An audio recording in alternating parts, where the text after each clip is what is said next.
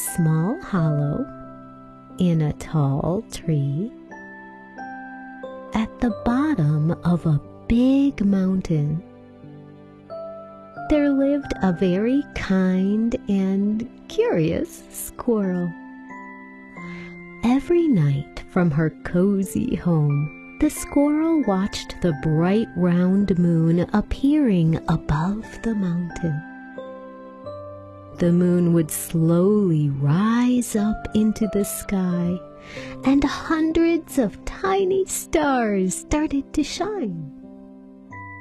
The squirrel did not understand why the moon never slept at night. After all, the sun hid behind a mountain every evening and went to sleep. Almost all forest animals slept at night too. And the same for people. Maybe the moon doesn't have a bed, reasoned the squirrel. It couldn't be true. Even the little mouse living under her tree had a bed. I bet nobody reads bedtime stories for the moon, guessed the squirrel. But how can I help her?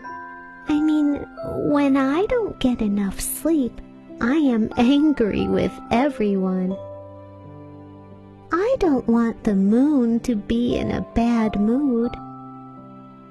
So the squirrel made up her mind to present the moon with her favorite fairy tale book.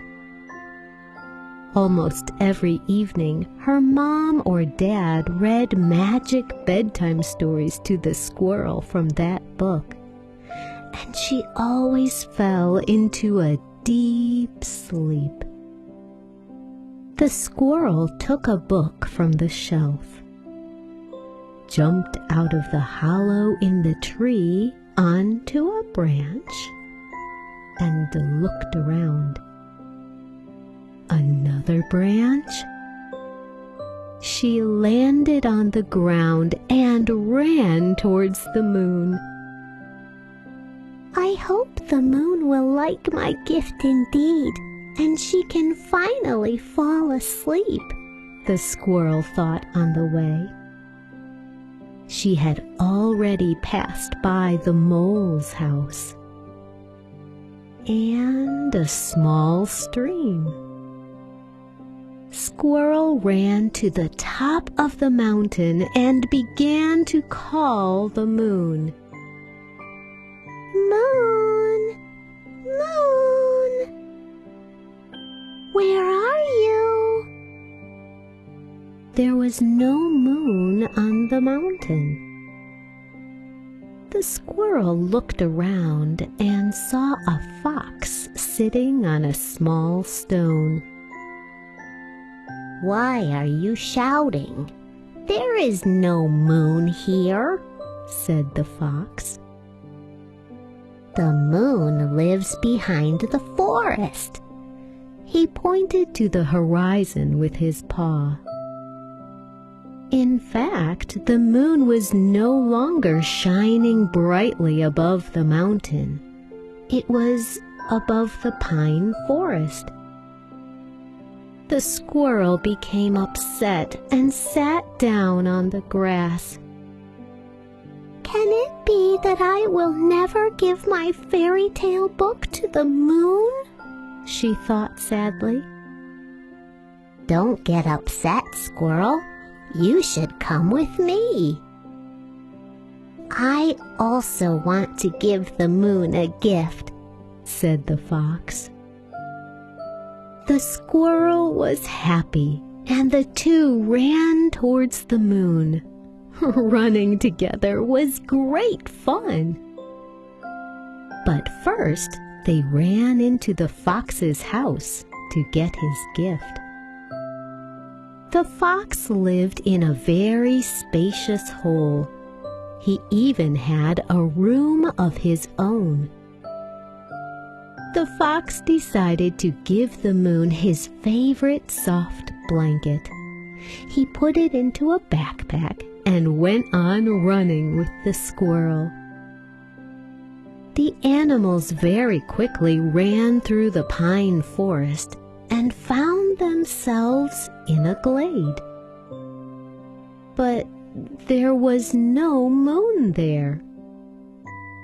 Moon, moon, where are you? A bear cub was sitting in the glade watching the stars. 124, 125, 120. Why are you shouting? Now I've lost count because of you, said the displeased bear cub. We are very sorry, but have you seen the moon here? Asked the squirrel. There is no moon here and never has been. The moon lives behind that lake, answered the bear cub. The squirrel and the fox were upset and sat down on a tree stump. It looked like they would not be able to give the gifts to the moon that day. Take me with you, said the bear cub. I will give the moon a jar of delicious raspberry jam. The squirrel and the fox immediately agreed. The next moment, all three were running towards the moon to bring their wonderful gifts. Running together was even greater fun. Soon they had passed a farmer's barn and a beehive. The animals kept running until they stopped right at the tall tree where the squirrel lived. And her mom was standing near the tree, waiting for her. Mom, where does the moon sleep then? The little squirrel asked in surprise. The moon doesn't sleep anywhere, her mom smiled. If it isn't shining for us, that means it's nighttime here, but in other countries it's daytime. If the sun is shining for us, then it is day here, but in other countries it's night. So you see, it's a cycle, answered her mom, stroking the little squirrel behind the ear. But this time, the animals were not upset. The fox spread his warm blanket on the grass. The bear cub opened his jar of raspberry jam. And the squirrel put her favorite book next to her.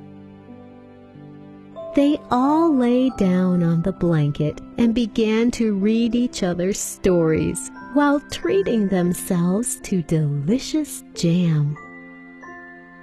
And in between fairy tales, they counted the stars. 126, 127. Come now, little one. Close your eyes and help us count the stars. 128, 129, 130, 131,